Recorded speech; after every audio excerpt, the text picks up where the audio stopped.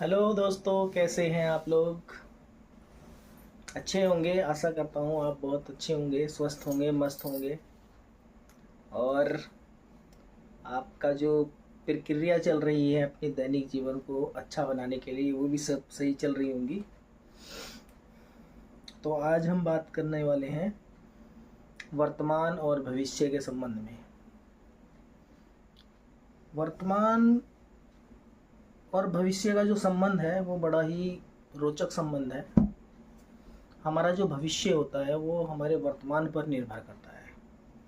अगर हमारा वर्तमान सही चल रहा है, हम वर्तमान में सही क्रियाकलाप कर रहे हैं, सही दिशा में जा रहे हैं, सही काम कर रहे हैं, तो हमारा भविष्य भी सही होगा।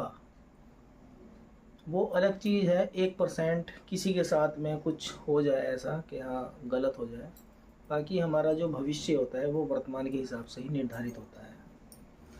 तो इसके संबंध में मैंने एक कविता भी लिखी है। वर्तमान और भविष्य का जो गठजोड़ है, जो एक दूसरे पर निर्भरता है, और इंसान जो है, जो नहीं समझ पाता है उस चीज़ को कि वर्तमान में हम जो कर रहे हैं उसका फल हम भविष्य में हमें मिलेगा।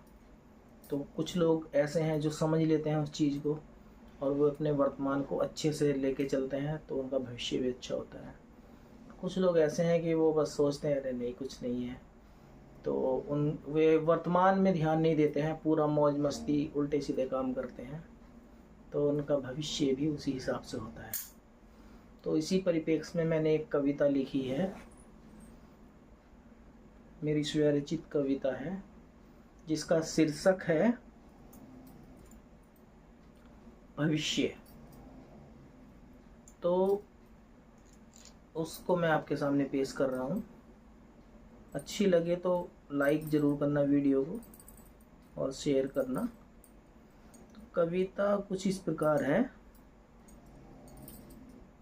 वर्तमान की गोद में भविष्य खेलता है, वर्तमान की गोद में भविष्य खेलता है। सफलता के शिखर को पाने के लिए इंसान पता नहीं क्या क्या पापड़ पेलता है। सफलता के शिखर को पाने के लिए इंसान क्या क्या पापड़ बेलता है।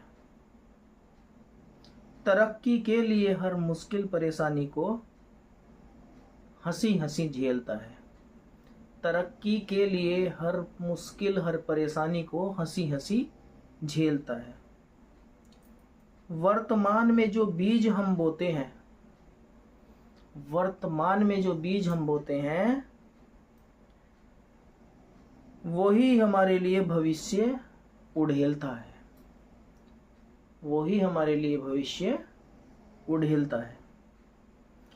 वर्तमान की गोद में भविष्य खेलता है, वर्तमान की गोद में भविष्य खेलता है। 4 लाइनें और हैं इसमें आगे,